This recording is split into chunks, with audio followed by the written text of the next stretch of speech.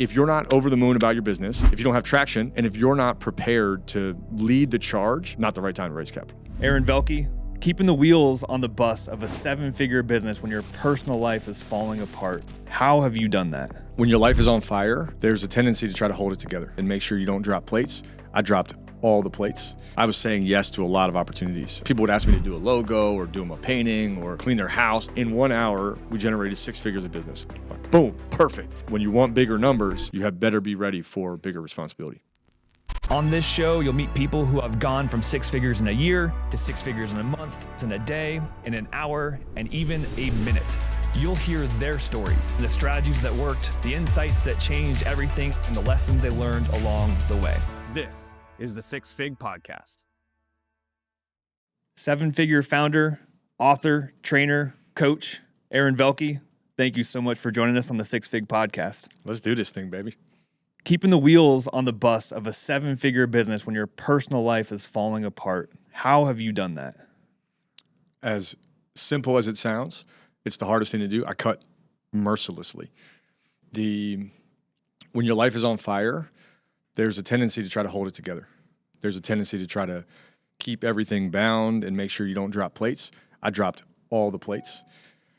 There were only 3 priorities, and these 3 priorities, you can look at any business owner and they have these priorities. The question is, how many other priorities do they have? So I had my mental health. I've invested easy 6 figures in keeping my mental health intact.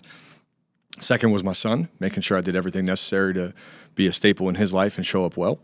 And then third was the business. And my business is showing up for people, right? Helping leaders and guiding men who are potentially in their own storm. So with those 3 things, that was all I could handle. And I didn't have the option, I didn't have the luxury of choosing all the other things I wanted to keep. I just had to let it burn.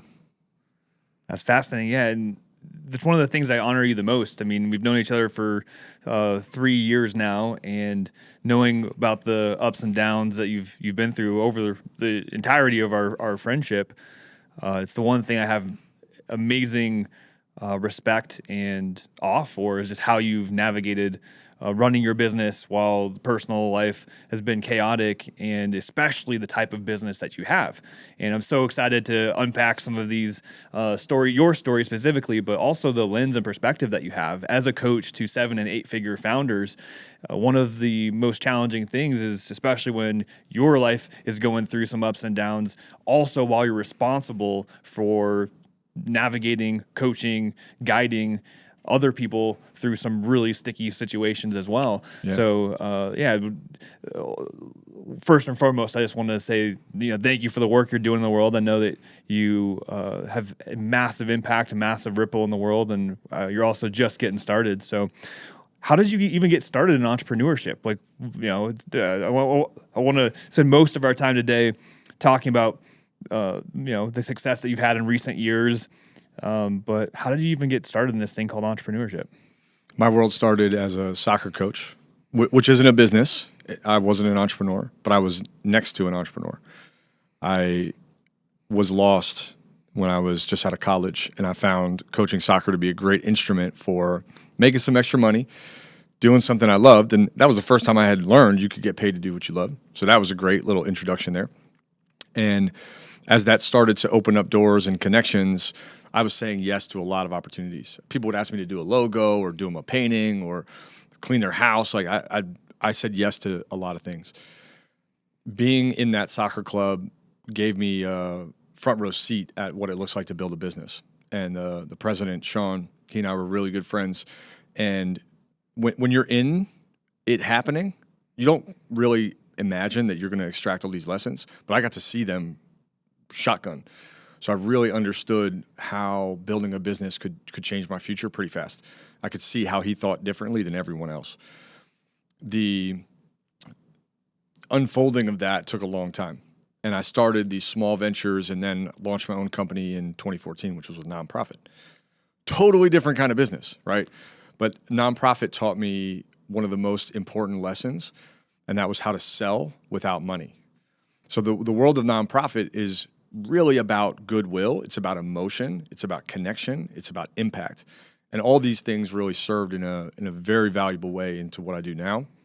It also is really important to have a background that's pretty diverse in my field, because I need to know enough about everything to be really dangerous. So soccer was the first place. Running a nonprofit was the next phase. And then that nonprofit became a venture-backed company where we raised capital and scaled out tech. So these anecdotes of my story were so not what I planned. Like, I didn't ever plan any of these pieces, but you follow the breadcrumbs and you take your steps. The nonprofit that we built was designed around teaching kids money. So I had to learn a lot about money. I had to learn a lot about business, and we had to get investors. We had to get people to come speak about money credibly and build this ecosystem of financial education. So I just had a really good network. And the only thing that catalyzed all that together was this idea of impact. We could go help kids understand money earlier. So this business venture, it impacted thousands of kids. Like, it spread all the way across Canada and Mexico and across the States. It was awesome. I got crippled during COVID, but it was a really cool movement. And I learned really that I could build a movement before I learned how to build a business.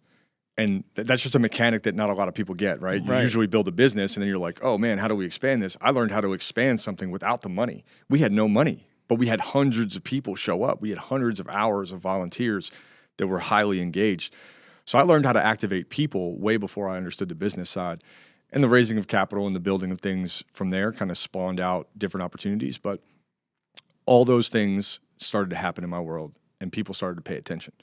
So then entrepreneurs started knocking, saying, hey, how did you build this? Like, you seem really happy. This seems like a really exciting thing for you. You're like grooving, you're getting attention, you're getting press. I love business, but I hate my business. And what I started to notice, really the genesis of me being a coach as I am today, was all about watching people who had built a company get trapped in the box. And I never knew there was a box. So I just sat on the outside and built much more like an artist than an entrepreneur. And then I learned to connect the business on the backside.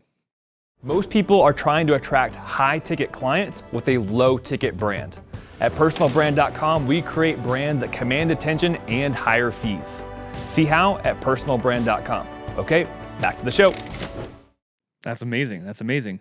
So how long were you running that nonprofit? You mentioned it, having some challenges during COVID. Was that when you made the switch over your coaching business, or where did what you're doing now come into the picture?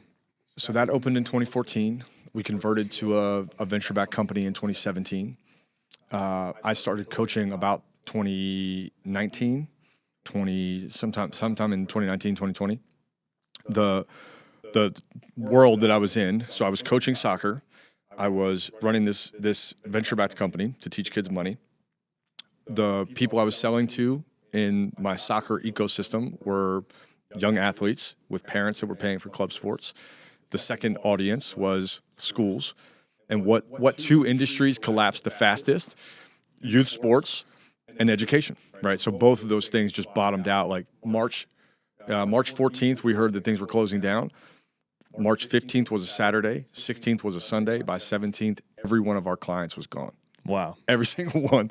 So it burned, and it burned really fast. I've never seen anything quite so prolifically damaging to my own confidence as that moment. Now, I can look back and say I got a lot out of it, but a lot of it burned. I started coaching where it was really abstract. It wasn't defined. There weren't these contracts. It was just, hey, I'm going to help you, and we're going to start building this. But the way my mind works, we see a pattern. Anytime I can identify a solution to a pattern, I build a tool, and with that tool, we install it, we give it away. And I've just been doing that for now almost 6 years, where if I can spot a pattern, identify how to change it, and then change it, I'll give that tool away 1,000 times. Awesome. Very cool. So 2019, you started coaching. Everything, your main income stream evaporates overnight. Like, Yes. Walk us through that, the time of your life. What were your thoughts at that time, and how did you navigate that? I mean, from my perspective, between 2014 when you started it and 2020, you built some amazing skill sets. You had an amazing network, and when your two biggest client bases evaporate overnight, that's an oh shit moment. It was definitely an oh shit moment. So walk us through that. Like, what did that look like? What did that feel like? And how did you overcome it? You know, I'm lucky to say this. I didn't have time to think about how bad it was. And I really think that is a trackable experience in multiple burnout moments of my life. When things collapsed, so I just published my book, Let Her Play. And all of that effort and energy felt like it had dissipated into mist. The energy with Money Club was also gone, and there was no way to get them back. So I didn't have time to play the pity.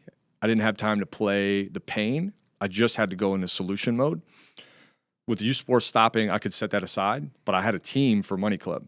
So really the first goal was to sit down with the team and say, hey, we have a couple options here. I'll never forget this because I pulled everyone together on a virtual meeting, and I said, look, I don't know how this is going to happen. I don't know how we're going to fix this. I don't even know if we're going to make it through the week. We have $16,000 in the bank. Payroll was $14,000. And my message to them was, I'm going to give you two options. If you stay in the boat, I will make sure that your rent is paid and that you have food on your table. You will never, if I have to personally write the check, I'll write the check. If you get off the boat, then you're off and I'll make sure you get a job. But you can't oscillate back and forth. You got to pick. And I know that's a really hard thing to say. I will take care if you stay on the boat. If you go, I will take care of you on your exit, and I'll help you. I'll call every CEO in Baltimore and make sure you find a job. But everyone binded in. We got together and we figured out what to do, and we made a massive pivot. But there was so much flurry of information. I mean, that time was so scary for everyone. Right. And the only way we were able to navigate through, we pivoted and said, we're going to go to every company we know, and we're going to say, okay, we're going to run financial workshops for you so that your team has some kind of security during this crazy window. I mean, people were panicked that had long-term jobs, right? That had 401ks. Like, everyone was worried about money. So we completely positioned as an adult-facing company for a B2B service. It wasn't fast, and it really didn't work well, but it kept like $500, $1,000 transactions coming in, and we could just offer help. It was only because it was so bad that I didn't have a chance to really sit and wallow. Later, I had to sit in with my therapist and be like, hey, like, what really happened? Because it created this pattern that I've worked really hard to get out of, and that's scarcity, right? You get stuck in this moment where there's no money, there's no time, there's no customers coming, and now for the rest of your life, you're going to live in this pattern, which is common. I think as a leader of a business, you can kind of always be running on there's not enough.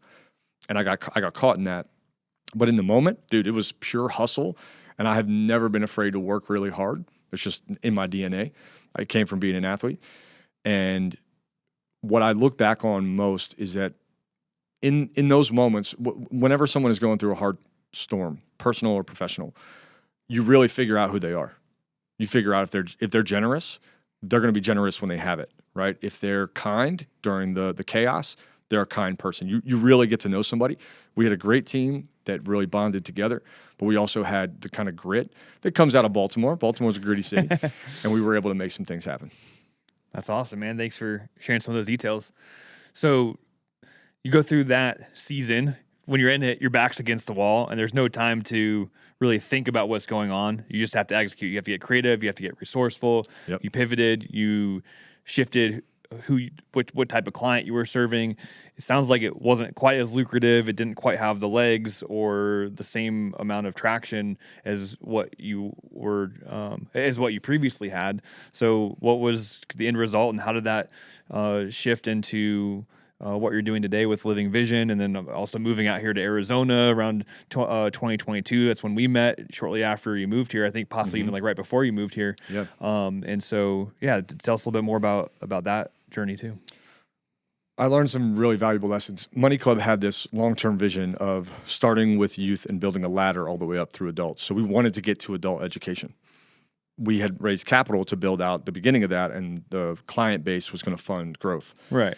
You wanted to get there. You just didn't want to be forced to get there. Yeah. You want to get there with the foundation of everything, not forced without the foundation. Exactly. Like I felt like I was in like a Donkey Kong barrel where they're just like, and all of a sudden you're spinning through space. Yeah. It was not what we planned. Yeah. So part of it was we were adjusting to financial circumstance, right? We didn't have capital. So we were doing PPP and all these things to stay intact.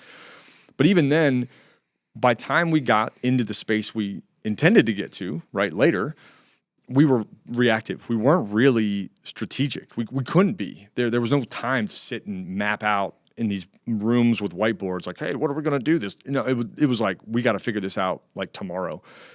So going into that framing, I learned a valuable lesson. And this is part of what I help leaders do now.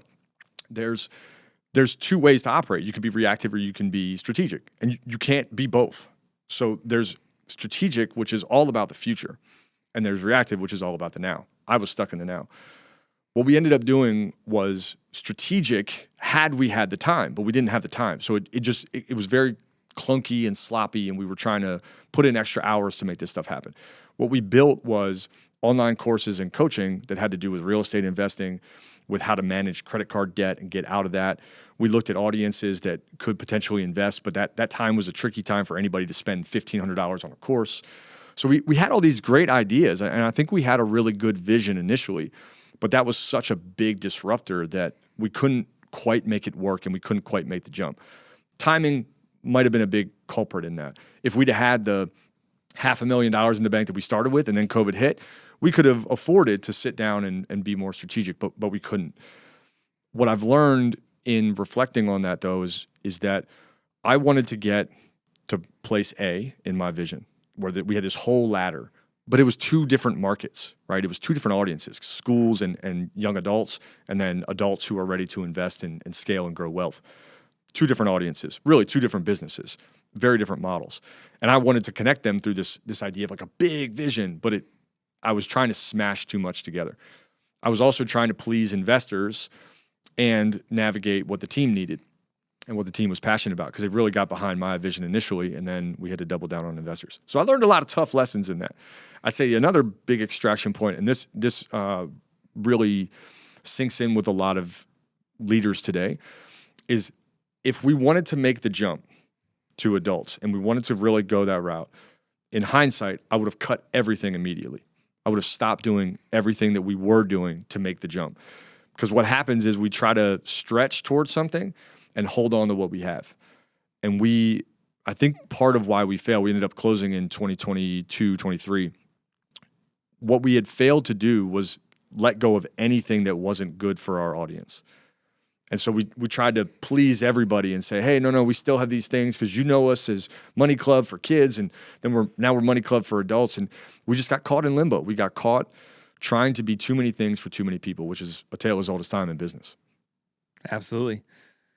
It sounds like you were working with investors too during that time period, but it sounds like you got started, you built momentum, you started working with investors. What lessons do you have around that aspect of it? I think that's one aspect of getting started in entrepreneurship that a lot of people think they need to have investors before they even got started. Sounds like you got started and then brought in investors. And then also people, and I'm not suggesting this is the case with you, but a lot of times people bring on investors at the wrong time in their business, and they forget that having investors, and then plus in your situation having the schools, and then also working with adults, you now have 3 customers or 3 clients that you're trying to navigate and juggle, when oftentimes people don't really look at having investors as having another customer that you're serving or another client that you're responsible to cater to. So I'm not suggesting that that's necessarily your story, but I think that the biggest piece or the biggest extraction is that a lot of people are sitting on the sidelines. They think they need to raise money or have a VC or have an angel investor before they even get started. What lessons do you have along the way of raising money, and how did that, what were the good things about it, and what's the dark side of raising capital? Man, great question. Raising capital is a cop-out for a lot of entrepreneurs. They think that by raising capital, it will solve their problems. And if you're incapable of running a business without raising capital, you can't and should not be raising capital. Capital is meant to be like an accelerant not the dependency of the business. And what I see happening over and over is someone wants money to create the energy needed to start the engine, and money cannot start an engine. It can't be the catalyst for your business. When I look back at what worked well, we had a lot of attention, we had a lot of energy. What we had built in Baltimore was an engine of volunteer effort from Fortune 500 employees. We had schools, we had nonprofits, we had foundations. We had so much attention that we were able to pour in. And then at that point, we were just looking for capital to build out tech. That's what we wanted the money for. Now, in that case, we tried to go the route of doing that as a nonprofit, but foundations didn't want to fund things that were like risky, right? They wanted it to work, and it didn't exist. So I had to go ask for money. So I got up on stage, and I would leave stage in a sea of investors, 300 investors, where every company that got up pitched the same way. They told about their problem. They told about the solution. They wore a brown suit, brown shoes, brown tie, brown hair, and the conversation was very brown. The whole thing was just flat, right? Here's the business. Here's what we're going to do. And there has to be a degree of logic and structure in building any kind of pitch. But what created the most lift for us was that I would get on stage and move souls. Like, people were excited. They didn't even know what we sold or what we did, but they were captivated by this amount of enthusiasm that I had. And we learned how to steer that kind of enthusiasm into the program. And then when we talked to investors, we had a backing, a financial model that made sense. It was risky, no doubt, but it had some grounding to say, you know what, I like this, I like you, and we're going to make a bet. What I see entrepreneurs doing too often is presenting their model, right, their pro forma, which is all made up numbers, and saying, hey, this is why it's going to work. And that isn't enough evidence for a shrewd investor to take the bet. It's not that it has to work, because we all know what we're doing when we're investing. I'm taking a bet and it might not pan out. But I do have to be rather convincing in the traction that I already have, and the capital being an accelerant, not a starter kit. I love betting on young entrepreneurs, but you bet in $5,000, $10,000 increments on young entrepreneurs. So when people are like, yeah, we got to raise $300,000, initially, I think you're a little bit loco. The second problem that happens when people are raising capital is they ask for too little. So there's this middle gap of, you got to have traction, and then you got to ask for everything you need, because you can't go twice, right? You can't knock on an investor's door twice. And I got to sit in the seat. We were talking with wealthy people, right? We interviewed them and built this whole catalog. So I got to hear all the other investing faux pas that happened. I just got a lot of information. I got to download and sit in the right rooms. But most of the seasoned investors had been burned enough times to know that you either invest in traction and somebody really excited, or you put your money in something safe. And what I saw on stage a lot when entrepreneurs are getting invited to pitch competitions and startup seed capital games is that they weren't either. They weren't the safe bet, and they weren't the enthusiastic band front runner that was super over the moon about what they were doing. And to be caught in limbo is the worst. So I think to extract all that out, if you're not over the moon about your business, not the right time to raise capital. If you don't have traction, not the right time to raise capital. And if you're not prepared to lead the charge and have an investor say to you, what's the plan? And you don't know the plan, not the right time to raise capital. Awesome. Great insights there. I couldn't agree more. Building Spiffy, we've bootstrapped it. I'm really tapped into the local software startup scene. Most other of my software founder friends have raised capital, and I think a lot of people underestimate how, again, you mentioned raising too little capital, and that's oftentimes the case. Everything takes longer, is more expensive than you think. It's like construction. Yeah, exactly. Yeah. And when you don't raise enough capital and or you don't have traction out of the gates to limit burn, all of a sudden now you have a second full-time job of raising money and making sure that you have another round of investors that are coming in to catch the hot potato. And so ultimately, especially in tech, when you take funds, you're no longer building a business, you're building valuation. And There's just two different games to be played. Yes. It's not saying either one is right or wrong, but you just need to be aware of the game that you're playing. And most of the time, in the conversations that I've had with thousands of conversations with entrepreneurs, most people's first version or the idea they have for the first version of their product is way too complicated, way too complex. And there's usually a component of that. And what I always coach people on is, what is the one piece of that big vision? What is the smallest piece of that big vision that someone's willing to pay for, and build just that first? Yep. Oh, so many people think they have to, they have this big vision of, building a business that's the Ferrari version with the huge horsepower engine that looks sexy, and we often overestimate what the market actually wants. Yeah. They just want to get to where they want to go just a little bit faster. Yep. And so, at least for us with Spiffy, version 1 of Spiffy was like a skateboard. It's like, are you getting there Wheels in style? and wood. Yeah, wheels and wood, and it's going to get you there with about half the amount of effort as walking, maybe twice as fast, but you're not showing up in style. No one's like, ooh, look at that guy over there on the sidewalk with the skateboard. But we just found that MVP of like, what is something that people want, they're willing to pay for, they're seeking it out. And so, oftentimes people have this big vision of what they're creating, which is awesome. It's very, very, it's usually not the right, the right mentality to have that vision be what the company is from day one. So how do you stair step and milestone that out is a critical component. So, one, I want to reframe the conversation back into the financial milestones, and then also want to unpack what you're up to today with Living Vision, and also how do you coach your successful founders, because you work with quite successful people, and want to know some of the through lines. You have a very unique perspective with the clients that you work with, 7-8 figure founders, helping them navigate their next levels of growth or happiness or joy. There's lots of different angles that you help people navigate. Yep. So you started your nonprofit in 2014.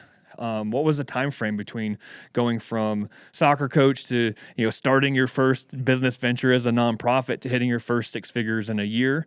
And then I know you've hit some really exciting milestones of a 6-figure year, 6-figure month, 6-figure week, 6-figure day. And so let's unpack that journey a little bit. So you got started in 2014. How long did it take to hit your first 6-figure year? Between businesses, my first 6-figure year would have been 3 years. So it took a while to get there. Part of that is that I was working. So I quit my job in 2015. So 2015 was kind of a wash of a year.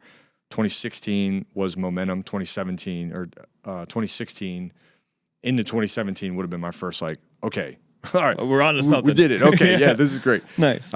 It's an underwhelming feeling too, because you think it's going to be like a parade, and no one gave me a parade. I'm still waiting for that. Yeah, it's like this big benchmark that feels impossible until you do it, and then once you hit that threshold, like, oh, this is just the starting line. Definitely. Oh, I still have problems. All my problems didn't magically go away. They didn't go away. No, I didn't wake up a celebrity. My family didn't care, and again, with any kind of build out, there's a lot that goes into getting to 6 figures. So even though I might have earned it, I definitely didn't walk away with that in my hands. Right. So there was a lot of learning and lessons in that, but it was a milestone, and one that I'm proud of.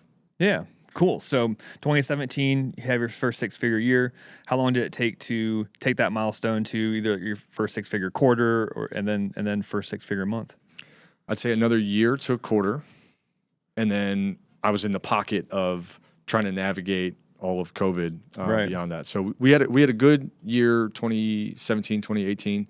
2019 was rough for me, and then 2020 was bananas, like lit up. Right. So my whole clock reset in 2020. Had good progress, but not enough to feel like I was growing. And at that point, 6 figures was like a lifeline, right? That was the only way to pay for everybody was to get there. Right. So even though I am confident that my numbers looked good, it didn't feel good, right? And I think that's a big part of business that we forget, is that if you do 6 figures but your life is torched, it really ain't that great. The goal is different. So I'd say the next most meaningful quarter where we did 6 figures was after I moved out to Arizona, had another complete reset, and that would have been 2022. We hit six figures. No, sorry, 2023 first quarter, we hit six figures. Awesome, man. You have a really interesting story. Ironic, not ironic, that you moved to Phoenix, but it's like the Phoenix coming out of the ashes, right? Yeah. Where what took you 6 years to build previously, once you moved out to the aftermath of COVID and trying to ride that wave, trying to save the business, moving out to Arizona in 2022, within a year you were able to accomplish what took you 6 years previously to accomplish. Walk us through that. What skill sets did you leverage? What ahas? What things did you make harder the first time around that you were able to just jump right to what was working to build it back faster? There's a research firm that has spent 150,000 hours looking at e-commerce conversion data. They've studied what makes someone buy and what loses the sale at checkout. We took that data and more and built Spiffy Checkouts. If you're an author, speaker, coach, or thought leader, we guarantee we'll increase your conversions. Don't just take my word for it though. Put it to the test for yourself at spiffycheckouts.com. Okay, back to the show. Well, to connect the dots to the story, we get through 2020. I'm coaching and running Money Club, trying to figure it out, but I just limped along for a long time. And in 2022, find out I'm going to be a dad, so decided to move out here. And it really wasn't until things got so bad that I realized that it had to be cut. So my major growth lesson was, if it's not working, cut it. Just cut it. Let it go. And Phoenix was a great representation of that, right? Everything burned when I got here.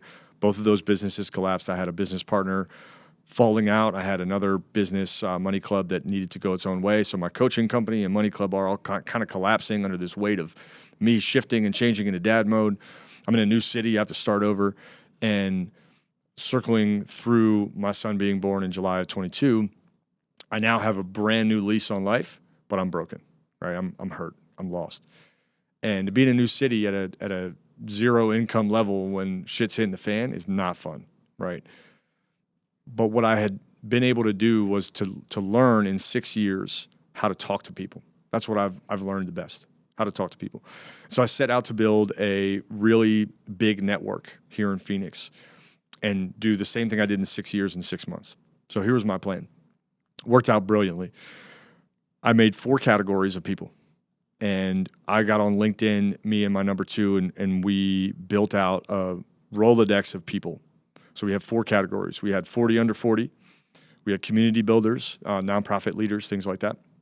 We had gatekeepers. Gatekeepers are like restaurant owners, hubs, places, co-working, anyone that runs a space where there are others around them. We went there. And then we went with groups that I was already familiar with, Conscious Capitalism, EO, Vistage, some of those different groups, GoBundance as well. So we had a list of about 150 people, and we sent messages to all 150 people. And out of those 150 people, maybe 113 said yes to a one-on-one hour in a 8-week span. And then in that 8 week, we bumped it out to 10 weeks because those people connected me to more people. So in about 10 weeks, I ripped through meeting like almost 200 people face-to-face for an hour. And when people are like, man, you have a really big network, I don't think they understand the cost of that, right? Because I was buying the breakfast, the tea, the coffee, the dinner, all of it. But that set me up for a really big network, much more vast, such that at events I would go to, people were like, I'm introducing more people than people are introducing them to me, right? Because networking is a law of how many times you shake someone's hand and ask them, what do you need? And help. So as I went, I just had this huge journal of all these different things like, hey, so-and-so's looking for help with web design. So-and-so's looking for help with financing. Brad needs a lender. All these, and I would just follow up, right?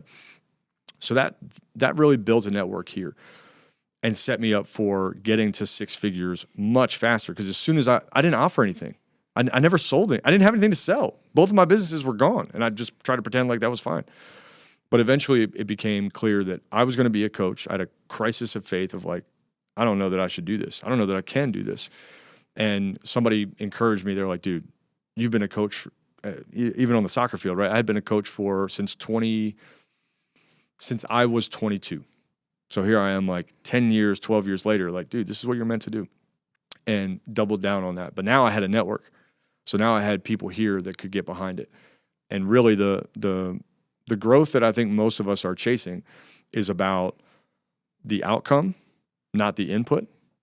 So what I've learned, especially as a soccer coach, is if you don't get the inputs right, you're never going to get the outputs. I learned how to build teams. I learned how to talk to people. I learned how to recruit. I learned how to get people energized. And because I was so scared, I was hesitant in Baltimore. But now I'm here. Nobody knows me, so I can be whoever I want to be. I can completely start over. That's amazing. So you hit the ground running. You have 150 plus, 200 plus one-on-one meetings, leading with value, asking them what their biggest needs are, making connections. Don't even have an offer to sell them at that point at that meeting, but just knowing that, hey, if I connect enough people, if I create enough value, if I build these relationships, I know that I'm building some type of relationship equity that at some point when I have something to offer, whether it's the people I'm meeting directly becoming a client or just building enough trust and goodwill and adding value to them that they'll promote my offer to their people, that by doing something that is perceived to be by, I would say, most people, not an effective use of time. You don't have any income. You're out there buying people coffees and lunches and breakfast, but you're playing the long game. You're not playing the short game of trying to find that client that's going to sign up today. You understand that, hey, I build a strong network, a strong relationship with 150 people. It's not just those 150 people that I now have access to. It's all the people that those 150 people know. And so you're able to accelerate your growth by leading with value, being helpful. And yes, there's the business strategy behind it that we're talking about here, but in the moment, you're not, you don't know what you can do for these people. You had a strategic approach of connecting with people who fit those four categories that you mentioned, but ultimately realizing that it's the who, not the how, that would accelerate you towards what you wanted. Well, and look, the business, to me, entrepreneurship is a sequence game. Most people don't do well because they don't know the sequence, right? So they try to do step 4 before step 1. And step 4 is awesome. It's exciting and it feels great. But if you mess the sequence up, the whole thing dies. I remember playing video games as a kid, and there were like these puzzle games where you have to slot things in and try to solve this Rubik's Cube of a room to try to get to the next level. And entrepreneurship is very much that. If you are stuck, it's because something is out of sequence. When we talk about visions as we get there, the same thing is true. You can't get the sequence mixed up. What happens in the networking game is people mix up the sequence. So before they build the relationship, they make the ask. I didn't have an ask, so it helped, but my sequence was much more secure. I built the network, then I could make an ask for what I wanted or what I needed or share what I was up to. And by that point, I had met so many people that they were curious about what I was up to because I was new, right? And I just had all this energy. And if you get the sequence right in networking, most people are very willing to help you. I think the hesitation most people have is they don't want to pour in time to something that doesn't net, right? There's this, well, what if they don't buy or what if they don't help? And I run on a different kind of economics. So my economic model is based on 2 simple facts. One is if you give more than you get, you'll always get it back. You don't know when or where, but you will always get it back. And that's a really tough thing to sell if you live in scarcity. It also keeps me out of scarcity. The second part of the economic model is if I offer something and someone can't afford it, I will typically let them in at whatever cost, because I know that the long game, if I do my job well and they say, man, I'd really love to be there, but I don't have enough, that's what scholarships are for, right? So I will like scholarship somebody in, do the work. And for as long as possible, I've done this where if you are offering your product, especially early on, for a reduced cost for the right person, they'll bring you 5 more. So that like economic policy of mine has really served well. And especially when you're in a new network, you can't ask. It's inappropriate to ask. So what I've learned by way of working with incredible founders and leaders and CEOs is that if you get the sequence correct, most of your life problems are solved. I think the hard part, though, is what's the sequence? And that takes a real long game perspective to figure out the sequence. I love it. That is one of the best stories I've heard about entrepreneurship, to the point where I think there's a lot of people on the sidelines. They don't even know what they have a hunger to be an entrepreneur. They know that they want to do something. They know they're not happy at their job. They know that they're meant for more. And most people are sitting there waiting for that idea to strike. And if nothing else, you could just go start networking. You could literally just start figuring out, how can I connect other people in the meantime, so that when that idea lands, when you have something that's worth pursuing or you get clarity, you now have an entire network of people to lean into, to ask for favors, because you've given them so much value. So I think for those people that are listening in, where you might be wondering what idea it's going to be to execute against, or you're waiting for that clarity to come. Don't wait for the idea before you get started. You can absolutely start networking, start having conversations, start seeing where you can connect other people, where you absolutely get nothing from it other than playing the long game. And especially as we move into the AI age, relationships, human capital are going to be a competitive advantage. And so if you're waiting for that idea to land, that doesn't mean you have to actually be physically waiting. Take action, build that network. That's an amazing tidbit that you've been able to be a testimony to. So let's take that angle to a elevated echelon. Yeah. Right. Because this happens with very high profile leaders, CEOs, C-suite individuals, right? Where now my time is in high demand and I focus on the business. So I'm constantly meddling in the business, and I'm not doing the most important job of any founder or leader, which is talking to people, right? If you're the face of the company, your job is to be out. Your job is to be constantly raising awareness to your cause and your mission. You got to know your mission, right? We got to know where you're going. You got to know what your vision is. But what I find to be out of sequence for people is that a CEO will say, hey, this is what we want to build. And I imagine having these kind of clients. I imagine this kind of team. And I imagine this kind of working environment. And what do? They stay in their office, they work at home, and they don't network. I'd say most high-level 7 to 8 figure CEOs have to become really good at recruiting. They have to be incredibly good at going to find talent, which is a sequencing problem, right?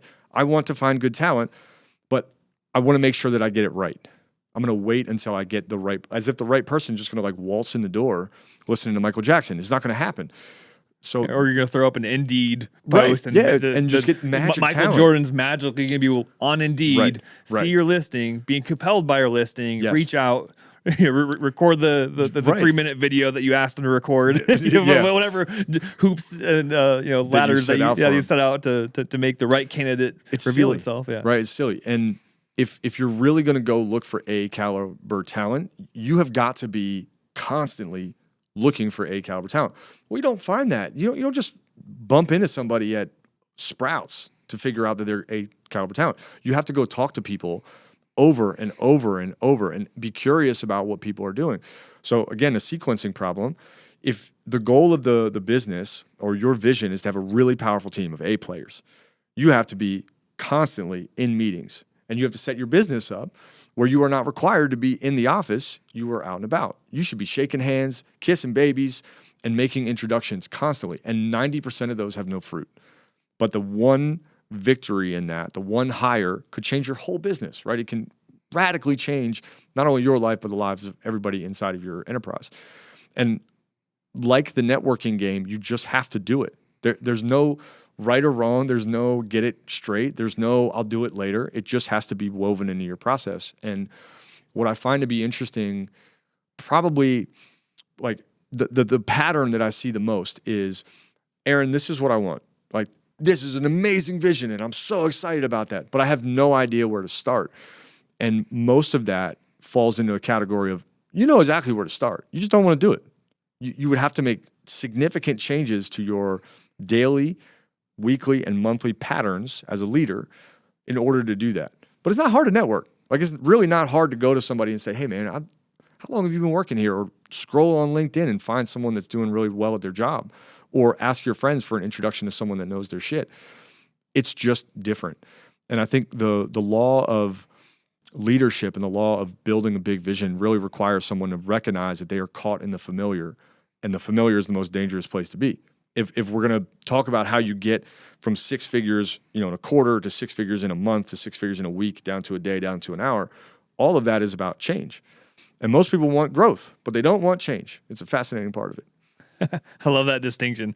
Most people want growth, but they don't want change. They want to keep doing things their way. That's amazing.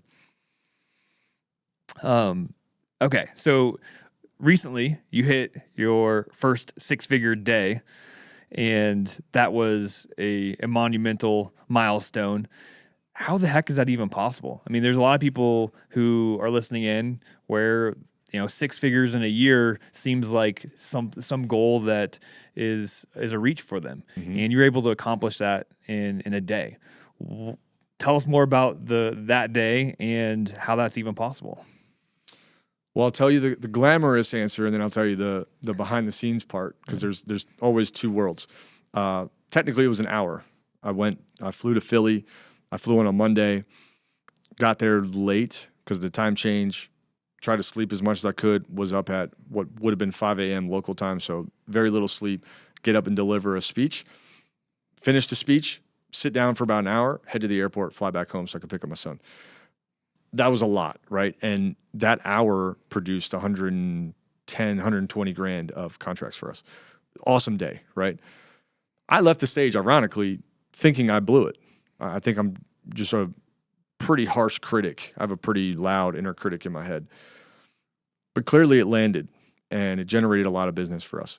Now that hour, right, the glamorous piece of that is that in 1 hour, we generated 6 figures of business. Like, boom, perfect, right? And the mentality that I have, right, and I'm sure anybody listening can attest to this, you go, well, how do we do that every hour, right? Yeah. Every hour. Well, I just do it 100 times, like perfect. But that speech took me months to put together. It took me months to memorize, and a lot of that moment is really driven by one idea, and I believe this to my core. If you're a leader and you don't have a vision, you cannot lead someone, right? So I get on stage and I put my heart out there about what I believe, and 60% of the room doesn't like it. That's the reality of it, right? It generated good money, but it came with a lot of heat, right? It made people very uncomfortable. My job is to make people very uncomfortable, and in a way to present to them that if they continue down their current pattern, they will end up somewhere they don't want to go. And if they would like a different pattern, I will take them to the new destination. But that moment of like, holy shit, we just had a really good day. We had a really productive, converting kind of moment. Now, how do we duplicate it? Is a really, really big one in our history, right? It's a really big one for me. It's a really big one for our team. And a lot of the credit goes to the team that supported me in just doing all the practice runs that went into it. I find that days like that are bittersweet. You know, there's this glory in the big payday, right? The contract that got signed and you make the sale and you kind of high five. And then there's this sort of melancholy on the backside of it's actually a beginning, right? It's not an end. Like we want the contract, but the contract doesn't mean that I just go like sit in the garage and, you know, play Mario Kart. The contract means I'm now committing to a bunch of new leaders who are ready for change and are terrified to do it on their own or are stuck or need help. And so there's this moment of like, yes. And then there's this, oh my God, I just took on a lot of responsibility. And anytime there's glory in my life today, it usually is because I've accepted more responsibility. Anytime I level up, anytime I get a big payout, anytime my 6 figures happens in a faster life cycle, it's because I take on more responsibility. And entrepreneurs would do wise to recognize that when you want bigger numbers, you had better be ready for bigger responsibility.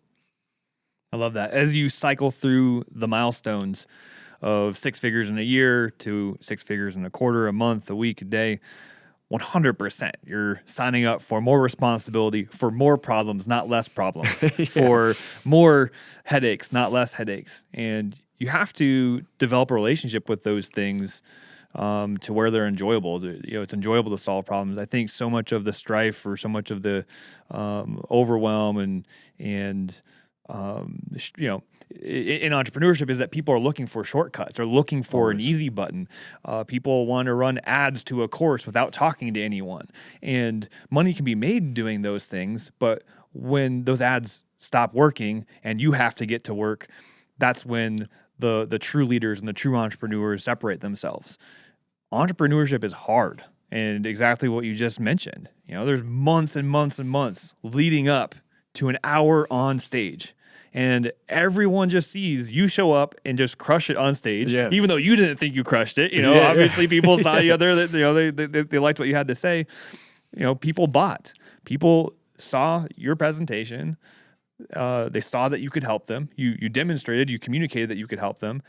They transacted, and now that's the beginning of the fulfillment process. Right. And I think that's also a piece of the culture of entrepreneurship, or at least the culture of entrepreneurship that's communicated on social media, is everyone's talking about top-line revenue without talking about fulfillment.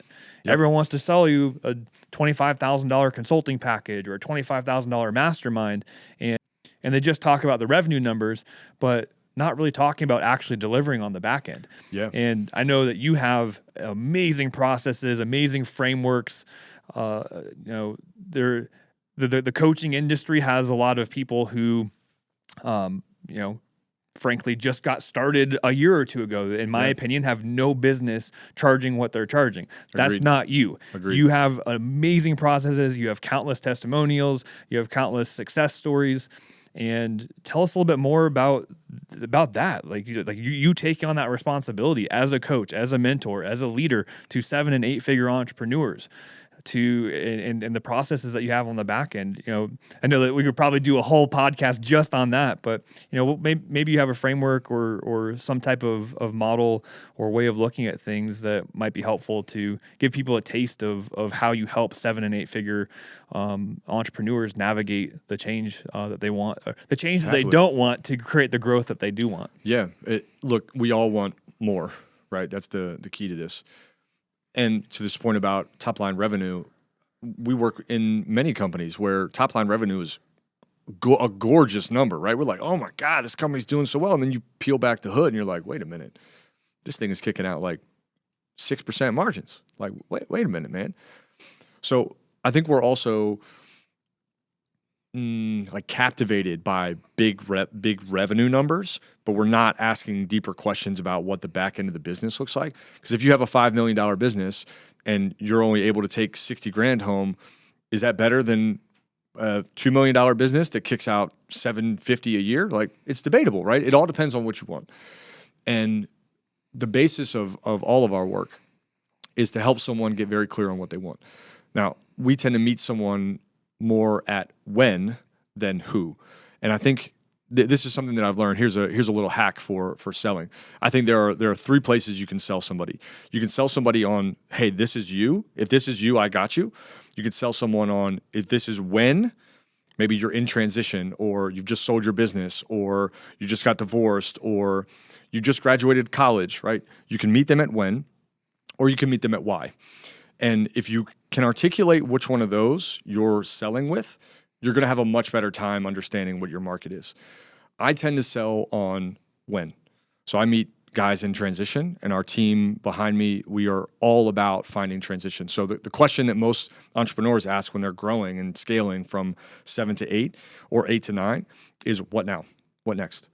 And what happens is we get stuck in this loop of, well, I've done it this way. I've always done it this way, but I don't want it this way anymore. And I want to run my business differently. We start business because we want a better lifestyle. I'll fight that to anybody that wants to step on that one. If that's true, then the next growth plate for most people requires a complete rewrite of everything.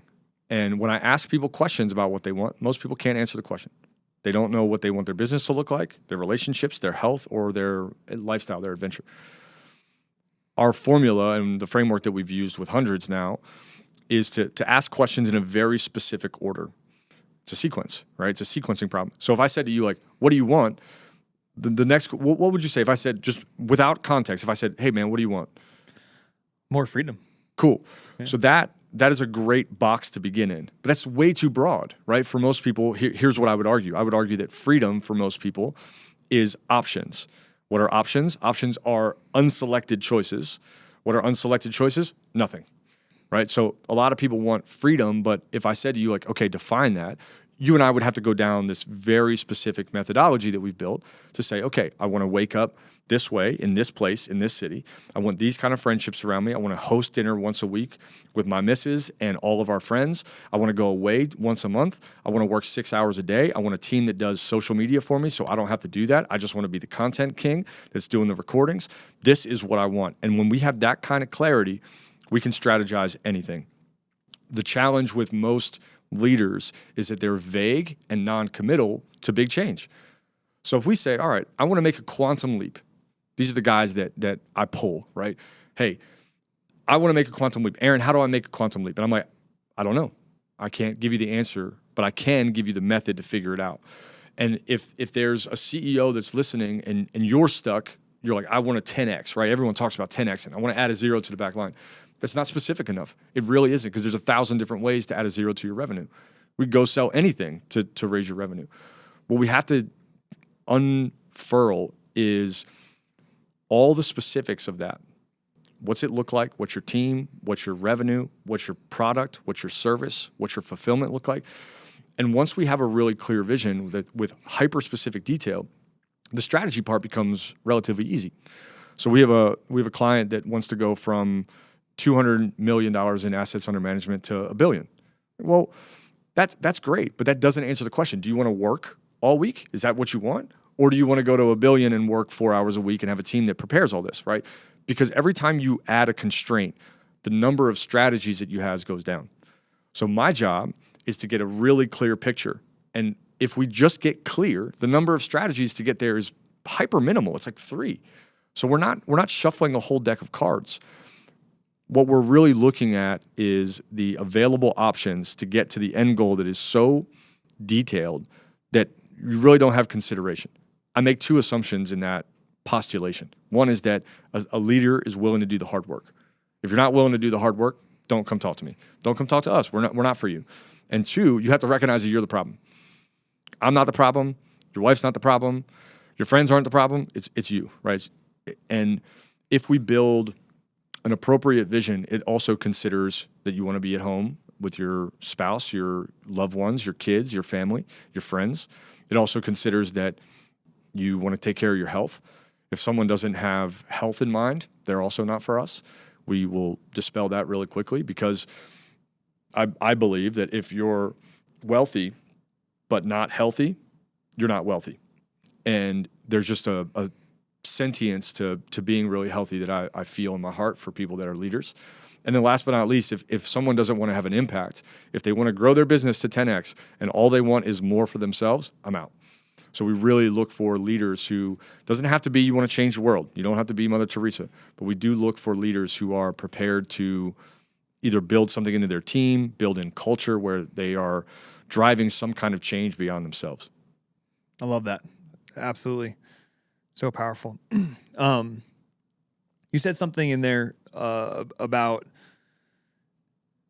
having that crystal clear vision helps eliminate essentially other opportunities, and especially for someone who is looking to get started in entrepreneurship.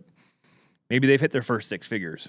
I think the challenges are the same. Mm-hmm. You know, when you haven't gotten started yet, because you haven't jumped into the pool, you can dip your toe in a lot of different areas to check to see how warm it is before you decide to jump in. There's endless possibilities. You could almost do anything and make 6 figures in a year. Yep. Once you've hit 6 figures in a year, there's a lot of different paths to going from 6 to 7 figures. So what you just described, I think, is a wonderful way to even just eliminate overthinking. Even if you don't want to build an 8 or 9 figure business, going through that process of building the vision can help clarify the path. Yep. Tell us a little bit more about how you help people navigate that. And you know, in my experience working with our personalbrand.com clients, we walk people down a similar path, and it's amazing how many times people are actually closer to what they want than they even realize. Mm-hmm. And they also glamorize building an 8-figure business, just looking at the financial piece, Right. rather than looking at the full picture of understanding. Yes. I'm running an 8-figure business. That means I have a staff of at least 30 people, Yep. possibly 60 people. Yep. And most people don't really they don't really understand the full picture of what these big financial milestones actually entail. Yep. And you work with people who have done that. They've gone from 6 figures in a year to 6 figures in a month to 6 figures in a week, not just once, repeatedly. These are 8-figure businesses where the founders have created that 30, 60 plus person team, and they thought that financial milestone was going to be the answer, and it wasn't. Yeah. How do you help people navigate that? It's something that I think there's lessons in there that can help people prevent that from being the case for themselves. And there's going to be people listening who are at that spot. This is true for all levels. Yeah. Here's a law of success. The more successful you get, the more options you have. To perpetuate success, you have to create less options. It's the only way. So it's a law of success. At the first junction, maybe you're working your way to 7 figures, or you're in that middle 6. The time you spend can be pretty wide. But as you go higher and higher and higher, where you have more, you have to be more and more narrow. Part of what we look at is the letter V for vision. And we say, all right, anything inside the V, if you have a clear vision, is a yes. It's an automatic yes. And anything outside of the V, anything outside of what you've said, this is what I want, is an automatic no. Well, what's the hardest thing to say as an entrepreneur? No.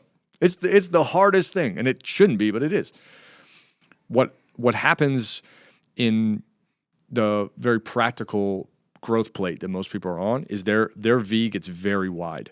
It's incredibly wide. This is shiny object syndrome, right? This is all of the, well, I need more information quests that we go on, where we're considering other products or other services, and we're really just, we're hunting. We're passive, but we're active in the pursuit of options, but we're passive in our growth.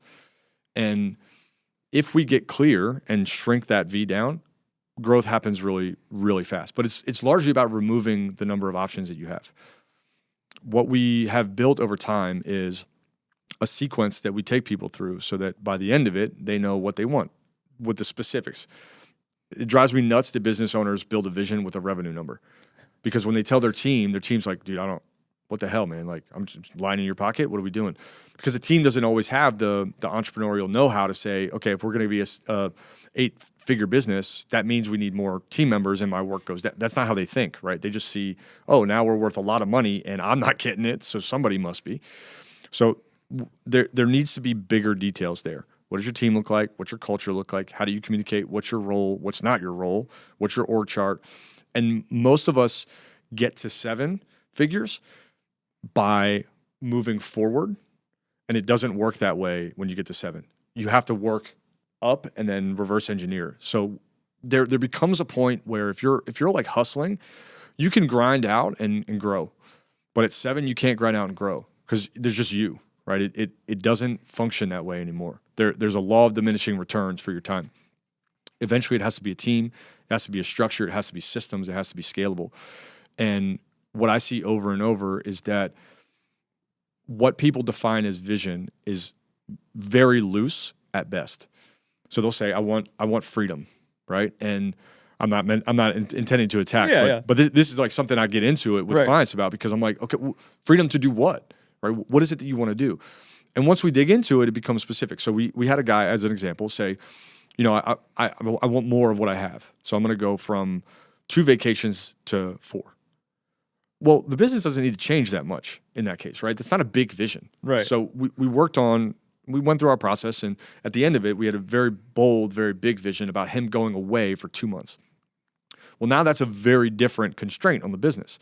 We have to build a business where he's not necessary for an extended period of time.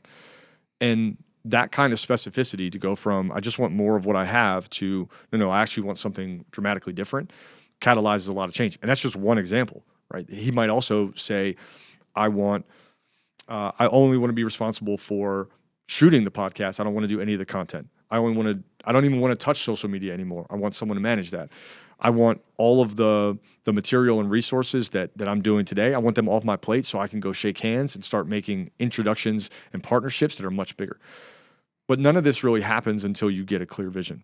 Now, I'll give you another insight as to how we use our framework.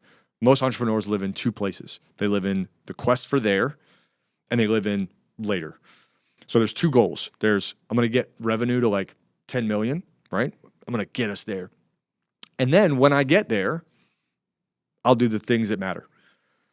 What I find, both anecdotally and evidentially, is that most people would benefit from doing these things involved in their strategy to get to 10 faster.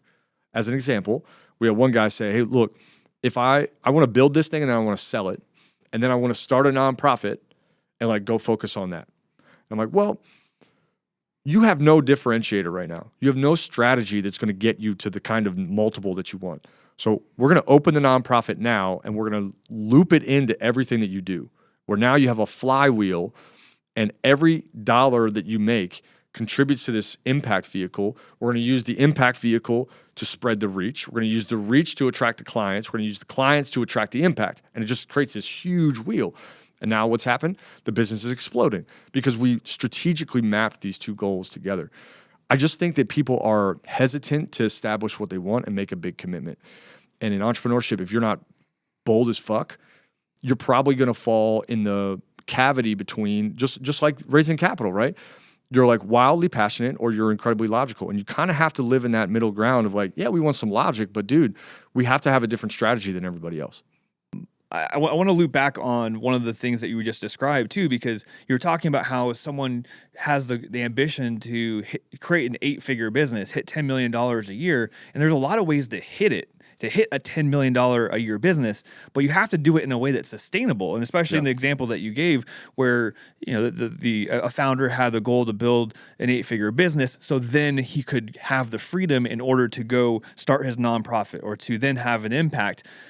You have to build it in a way where that capacity is baked in. Otherwise, you're going to build an 8-figure business. You're going to hit that financial milestone, but everything's going to be dependent on you. Yeah. You're not going to have the freedom. And so that's the one thing that I love about your framework and the work that you do is you help people get that clear picture of the entire. You help people get that clarity on the entire picture so that the process, they can enjoy a little bit of what they thought they could only experience at the end during the process. Yes. So let's dig into that. Yeah. A simple way to look at this is to think about health. So imagine you have two options. I can say, Michael, you're going to run a gigantic business. And for the next 6 years, you're just going to grind it out. But then in 6 years, like, then we'll talk about your health, right? Well, then we'll just then you can start going to the gym and maybe thinking about, are you taking care of yourself and what's your blood level look like? And let's think about all the different recovery that you're going to have to do because you've been trashing your body for 6 years with 4 locos trying to stay up to make this thing happen. Or we can say, let's wedge in 2 hours a week so you are dialing in your health as you go. And as the business expands, I know you want to get to more of that, but as the business expands, we're going to move it from 2 to 3 to 3 to 4, 4 to 5. Which one is better for you? Well, we're making one assumption, and the assumption is that you live for 6 years, right? That you don't burn out and fall flat on your desk with a heart attack because you've been working 90 hours a week, right? We're making the assumption that nothing happens. If an owner thinks about health that way, most of the time their health goes down. What happens when health goes down? Production goes down. What happens when production goes down? Leadership goes down. Like there's a Doppler effect almost where the sound is really loud and then it eventually fades away because this thing is moving, right? Your health is moving and now it's gone. You don't have the option anymore. The ambulance siren is really loud. It gets in front of you and then all of a sudden it fades away. And I watch the most irrational arguments in front of me happen for why someone doesn't have 2 hours a week, right? Just 2 hours a week. It's not that much. It's not that hard because we're playing an inverted game. The language that we use in our head is, well, if I get the money, then I won't need to worry about this. It's the same thing for when I got my first 6 figures. I'm not going to get a parade when I hit 8 figures or 9 figures or 10 figures, right? It's just not going to happen. So we're playing a game with the intention of playing forever. I'm playing entrepreneurship because I love this game. And that's why I'm going to outpace most of you, because I love this game. I love playing the game of business. I love what I do. I love when I wake up. I love even the days where I'm like, should I even be doing this right now? Because that's part of it. I love that too. And if someone says to me, Aaron, how are you going to be successful? My answer is always the same. I'm just going to outpace you. Over the long run, you're never going to be able to keep up, because I love this. And you're going to get tired, and you're not going to take care of yourself. And I'm sort of like that hare or the tortoise against your hair. Sure, you can run fast, but you're going to burn out. Every owner has been through burnout. Health is a very simple way, but that could be applied to every other category. Why are you not spending time with your kids? Because you don't have 3 hours? Why are you not taking care of your relationships? Because you don't have 3 hours? The question comes down to, how did you build your business? Did you build it around you? Or did you build it around the product and the customers? Our orientation is usually backwards. We build it around us, right? It's an egocentric build. And I'm a coach, so there's a degree of weight on me, right? People want me, and we've got a team behind me that does a lot of the product build out. But there still is a degree of like weight on me. Right. Still, there is a focus on, what does the customer get? What does the person that needs help get? And if every business owner stops and goes for a second, like, what am I building? Am I building a me machine, or am I building a we machine? Now we have a different game to be played. And if health is at expense of growing your business, I think you failed. If lifestyle and luxury is at the expense of growing your business, I think you failed. My test to many entrepreneurs is, show me a vision that's holistic. Show me what you want that's holistic. I want to know when you want to go on vacation, where you want to go, how much time you're spending with your kids, how much you're in the gym, what kind of journaling you do, what your morning routine looks like. I want to know all of it. We're going to make a clear vision in all of your categories. And then we're going to build that business. And dude, I get the most special messages when we finish. Wives who are like, dude, what did you do to my husband? Like, he's a totally different person. He's present. He's still. He's gentle. He learned to slow down. He's here with us. When he goes to work, he gets it. He's communicating again. He's happy with what we're doing. But I just don't live under the premise that you have to have a business where you work 100 hours a week to be successful. I think at that point, you're not successful. It just feels like the wrong game. And I want to play the game for a long time. I know you do too. Yeah. And part of that comes down to, like, what do you want? Like, I don't want to work 60 hours. Dude, I did that. Like, I don't want that. Right. I love what I do, and I know you love what you do. Do you want to work all the time? No. I'm a firm believer that there's a season in your business where you need to put in the 100-hour work weeks. Mm-hmm. There's a season where you got to hustle, grit, grind, set up the infrastructure, build the momentum, but that can't be the standard operating procedure, right? It's not the goal either. And okay, so we're talking about carving out a couple hours a week to take care of your health, and a couple more hours a week to take care of your family, spend more time with your spouse, spend more time with your kids. Let's just say it's an extra third of your week, mm-hmm. right? So we're delaying success by an extra third. So instead of being successful in 6 years, it takes 9. And mm-hmm. it's not even guaranteed that you're going to be successful in 6 years if your health isn't up to par, if your kids don't have a relationship with you, if your wife isn't supportive or your husband isn't supportive. For those lady entrepreneurs out there, you know, there's so much that you can sacrifice by not taking the extra time. Mm-hmm. And by having a little bit longer time horizon, it's actually much more likely that you're going to be successful, and the process is going to be more enjoyable. So I think for those of people that are just getting started out there, yes, there's a time in a season, 3-6 months, like hustle, grind, get systems set up, get your first lift. 2 hires, get your lift. But you can't build the business dependent on yourself.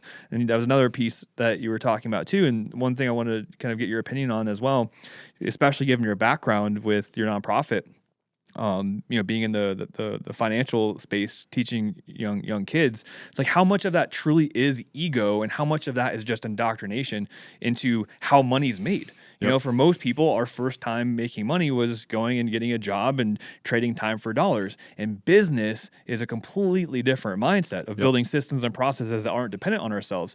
However, most people's first business or first success in business kind of mirrors that, that mindset of, I'm going to show up, I'm going to deliver my time, my knowledge, my wisdom, consulting, coaching, whatever it is, as the piece of value that people are buying. And so how much do you think of it is truly ego, like I'm the best and I want to be on stage and everyone on social media and build a 1 million person following, versus really just, programming or not understanding the difference there? Lift in any business requires that kind of thinking to get started. Right. I 100% agree. The long game, eventually, if you have a 6-figure year, you can do that by yourself, and you can do that for years. You can do that for a long time. You don't even need a team. You shouldn't even worry about a team. You can solo that for a long time. Yeah. If you want to get to a 6-figure hour, I don't believe there's a single way to do that. You've got to have a machine behind you. Mm-hmm. Even if you're the front or the face or the guy, the rainmaker, you still have to have people behind you. Nobody does it alone at that level. The piece about work and ego that most miss, the ego is a reckless tool, right? It'll just run through a wall, and you can run for a long time on that. But then something will happen. Inevitably, life happens, and some kind of collapse will hit. This happened to me multiple times, and every time it sucks. It forces you to reevaluate what is the driving factor of your business. Are you doing this just for you, or are you doing this for a different reason? If you are doing it just for you, you are likely to be decimated by any kind of catastrophe, whether it's COVID or the market change or a recession. If it is all about you, you will quickly run to the hills. Any parent can say this about how life changes when you're all of a sudden responsible for somebody else. It's no different with your team. I treat my team the same way. Dude, I'm responsible for them. So now my ego has to be readily checked to make sure that I'm making a decision that's best for the team, not just best for me. So there's an evolution to that. I think having an ego and having the ability to hustle and grind and play and fight for what you want is wildly important in entrepreneurship. But the more elevated I work, the more sophisticated I work, the more long-term thinking that I build into strategy, the more I recognize that it really isn't about me. And what's made us successful in a world of a lot of coaches, like a lot of coaches are snakes, and a lot of coaches don't sit in with you when you're in your shit. They'll show up when it's bright and sunny, but they're not going to be there when you're falling apart and when you're mad at them, right? I'm going to sit in there right where you're breaking. And a lot of coaches are very loud about their success stories and very loud about what's happening to inflate the ego. But when you start to look under it, it's all smoke and mirrors. Mm-hmm. And there's a silence to success that eventually happens, right? The most successful person in the room is often the most quiet. And you want to look for that person. You want to look for your mentors to be that person. You want to look for your strategist, your coach to be that person. You don't need somebody loud and boisterous. This is not a game about who's loudest. This is a game about who can play the game the longest. And I think the piece about ego that someone at 6 figures can learn from someone at 7 and 8 is that someone at 7 and 8 has learned how to lead. Someone at 6 probably hasn't learned how to lead. They're maybe learning how to manage at best. But leadership is a very important skill as you get bigger and bigger. And you can't have a giant ego and be a leader. You can have the title, right? You can have the label, but it doesn't make you a leader. One of the things that we work with our clients at personalbrand.com that ties into that as well, and why vision is so important, is at 6 figures, even at 7, it's quite simple to delegate tasks. It's very difficult to delegate quality decision making. Yes. Tell us a little bit about how vision is that missing piece, is that strategic factor that helps delegate quality decision making. Great question. If you otherwise, there's a lot of people out there. You hit multiple 6 figures, hit 7 figures, you hire your first team of 10 people, and you think it gets easier. Yep. But what you realize is that everyone's coming back to you because you've trained them in their roles, but you haven't trained them on how to think or how to make quality decisions. And vision is a critical component to this. So tell us a little bit more about that. Dude, what a great question. Tremendous question. At lower levels, you delegate and you're the decision maker. At higher levels, there's no way to be in the field for all the choices. So your restriction then becomes who can make decisions. A lot of entrepreneurs hold on, right, for dear life. They white knuckle their business and everything has to go through them. We're navigating this with several clients. where everything is being held and the mantle of leader is really the mantle of control.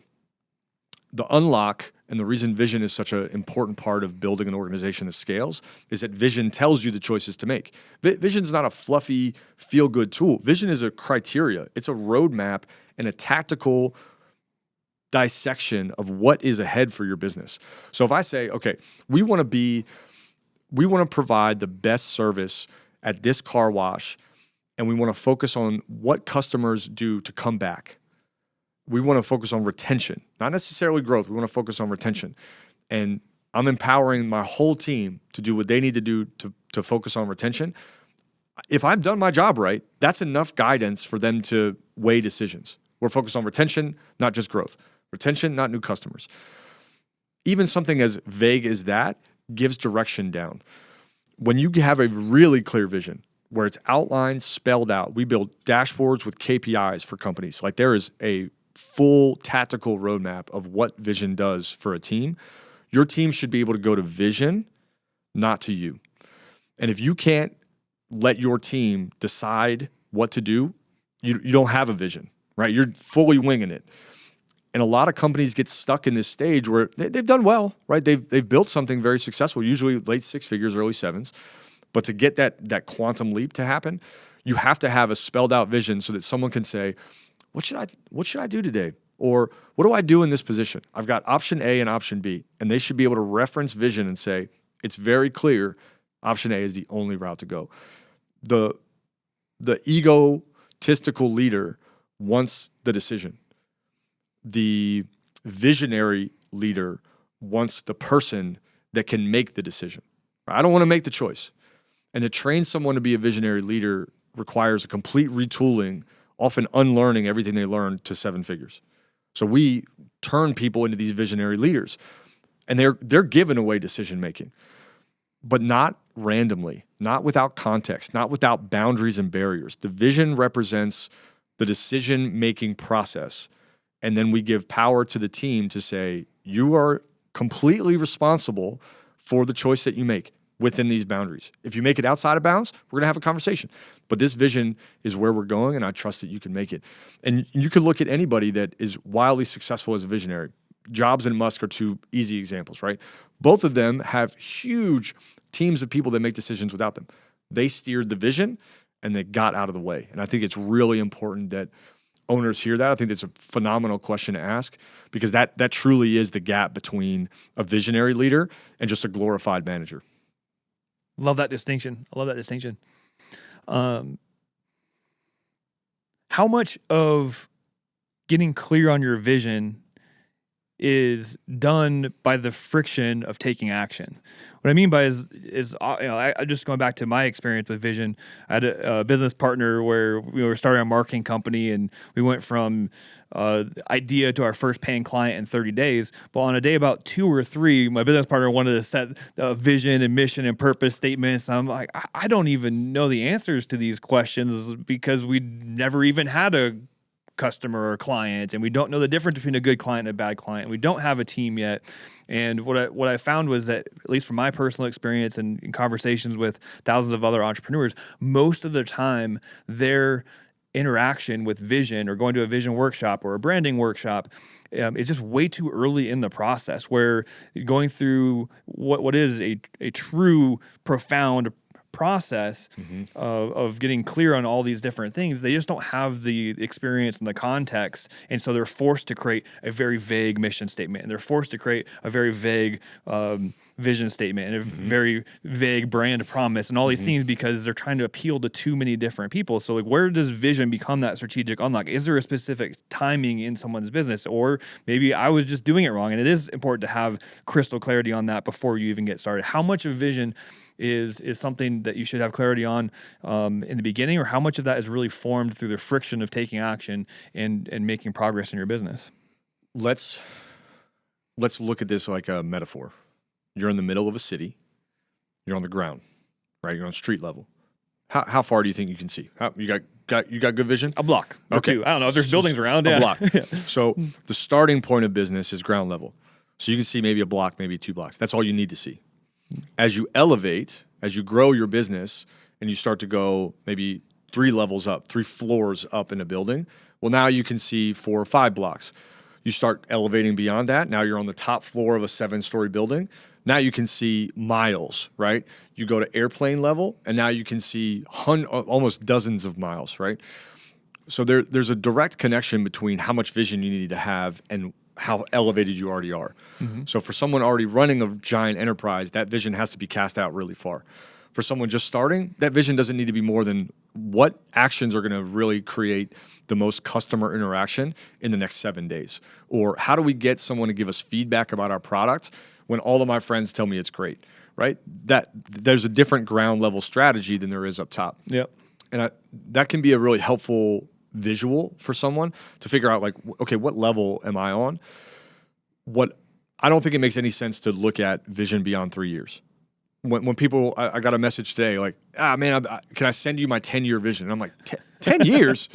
That is a crazy long amount of time. Not only are things going to change too rapidly, but at that point, it would just be very vague, right? It'd be like looking out of an airplane and seeing 50 miles away. Like, it's going to be hazy and sort of like detail-less, formless. What we're looking for is an appropriate amount of distance to guide decisions. That's all vision is, right? The appropriate amount of distance to drive decision. So if I said, okay, my vision is, with this car wash example, I want to focus on customer retention. We want to keep our customer retention really high. That allows us to steer decisions, right? We just need to know what to do today. And most of what people are using vision for is motivation. Hey, this is how great it's going to look. It's the wrong formula. It's the wrong sequence. We want vision to be a tactical organization system to say, how do we assess choices? And you can do this in any business. Every business is a lemonade stand, right? This is why I've gotten good at unpacking and rebuilding businesses fast, is everyone's a lemonade stand. So what are we offering? Well, whether you're offering SaaS, whether you do custom homes, whether you're in real estate, whether you sell shoes, it doesn't matter what you're selling. There's still the same principles of business. And vision, especially like 3 years out, should tell us, what kind of team do you have? What kind of culture? What's your leadership? What kind of customers are you working with? Who's your avatar? What kind of products and services are you selling? What's the internal mechanism of the machine? What is your marketing all about? It really just guides all the different unknowns that we're trying to get into, not with such specificity that you can't move. That's why it's a cone. So we want to trap ourselves in and say 3 years from now I'm going to be running 3 Facebook ads a day. That's a problematic amount of detail. We want detail like, in 3 years, we're intentional about the ads that we're producing, and we have a machine that's constantly creating good marketing engines. Because Facebook might not even be here, right? So we don't want to be deterministic. We want to be focused and centered. But as you go up, you need to have a longer vision, because your team, your hiring, your recruiting, they need to know where they're going so that you're not constantly shepherding every single person that's in your building. I love it. Two more questions. One around this concept of vision. I'll quote, vision done right. What do you say to the people who have invested in creating a vision, but it lives in a Drive folder? They might have even brought in a vision consultant to help them craft clarity on it. How important is repetition? What does vision done right look like in a business? Repetition is important. We build dashboards for clients where they can review their key metrics and track them. So vision, if it's just left in like a picture box, right, or on a TV, it might give you a spike of dopamine when you look at it to say, wow, I'm so excited about the jet that I might possibly have in the future. But if it doesn't correlate down to what do I need to do today to get that, it's worthless. So vision done right looks like a dashboard with specific KPIs that track to the vision that you have in the future. That's number one. The second is you really have to get good at writing the story of vision. Vision is a story, and it has to be told in a very specific way to capture the right KPI. So you have to have the story and the KPI. The third thing that you need as a vision is you need someone to relay the vision to. So there also has to be repetition in telling your team the same vision over and over and over. And if anyone doesn't like to say the same thing over and over, they shouldn't be in that role, because you have to constantly say the same thing over and over and over. So those 3 pieces are what most people miss. They put their Drive together, they make their note, right? They do their journal, they close it, and that's it. They never convert it into an operation. Vision, to me, and vision done right really looks like an operationalized structure and strategy. It isn't, again, it's not a motivational tool. Like, this isn't about like, whoa, man, your vision is amazing. I don't care. Anybody can give me a motivational vision, right? I can go on YouTube and just type in motivational stuff. There's tons of stuff there. I'm looking for a tactical roadmap such that someone says, this is where we're going. The whole team understands exactly what the end goal is, and they understand the process that we're going to use to get there. Love it. Love it. So I end podcast with this question, and you've done this already, so it might be an easy question to answer, but assuming that all of your current progress was taken away, obviously for the last 15 years you've been building skill sets, but today, if all you could take forward was the skill sets you've built over the past 15 years, leveraging the different tools that you have available now, how would you rebuild everything? What are the top 3 moves that you would make to rebuild everything to hit your first 6 figures within the next 12 months? Yeah. It's funny. The first thing that went through my head was like, again? Again? I have to do it again? Yeah. I mean, damn. So the reason why I asked the question is because so often, people tell their stories of how they got started, but the landscape's way different now, right? Like they're different. It's easier than ever to do, to get your message out there. And because it's so easy, it's actually harder because there's so much more noise, right?